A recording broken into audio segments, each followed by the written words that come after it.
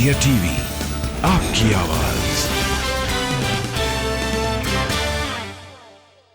आज प्रधानमंत्री जी से हिमाचल के सिलसिले में बहुत सारे जो हमारे डेवलपमेंट के प्रोजेक्ट्स चल रहे हैं उस पर प्रगति क्या चल रही है, किस प्रकार से हम चीज़ों को आगे बढ़ा रहे हैं, एक तो उस संदर्भ में बातचीत हुई। दूसरा सबसे बड़ी बात है कि हमने आदरणीय प्रधानमंत्री जी को निमंत्रण दिया है हिमाचल प्रदेश आने के लिए।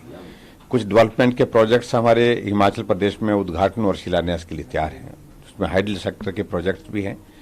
और दूसरा, केंद्र सरकार के 8 साल का जो कार्यकाल आदरणीय प्रधानमंत्री नरेंद्र भाई मोदी जी के नेतृत्व में जो पूरा होने जा रहा है 31 मई को, जो बहुत बेहतरीन 8 साल का कार्यकाल रहा है, जिसके कारण पूरे देश भर में और पूरी दुनिया भर में प्रधानमंत्री जी ने हमारे देश का नाम ऊंचा किया है, देश की शान बढ़ाई है और सम्मान पूरे देश को जो प्राप्त हुआ है।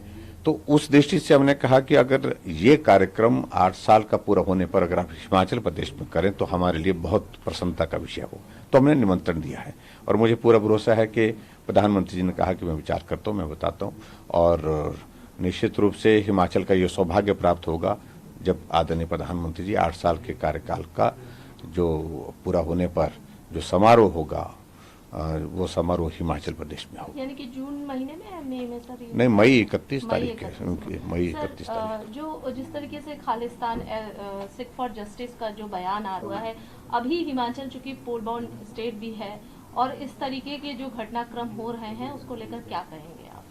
उस सिलसिले में मेरा सिर्फ इतना ही कहना है कि जो घटना घटित हुए वो बहुत ही दुखद घटना, और मैं इस बात को लेकर बड़ा स्पष्ट कहता हूं कि हमने उसको बड़ा गंभीरता से लिया है और पुलिस की एसआईटी कॉन्स्टिट्यूट करने के बाद हमने उस पर कार्रवाई की है और हम सख्त कार्रवाई करने की दिशा में आगे बढ़ रहे हैं। और बहुत जल्दी जो उस कार्रवाई को जो अंजाम देते हुए हम उसमें सफल भी हो गए हैं और उसमें एक व्यक्ति की गिरफ्तारी हुई है और एक और व्यक्ति उसमें शामिल है, उसकी गिरफ्तारी की संभावना आने वाला समय में मुझे लगता है कि बहुत जल्दी उसको भी पूरा कर देंगे। और दूसरी बात सबसे इम्पोर्टेंट ये है कि हिमाचल प्रदेश में जिस तरह से एक सौहार्दपूर्ण वातावरण को खराब करने की जो कोशिश हो रही है उसको कतई भी इजाजत नहीं दी जा सकती है। हम कार्रवाई करेंगे और सख्त कार्रवाई करेंगे। सर, आपको लगता है कि आपने गृह मंत्रालय में संबंध में कोई? देखिए, स्वाभाविक रूप से ऐसी घटनाओं पर केंद्र सरकार से बातचीत होती है, गृह मंत्री जी से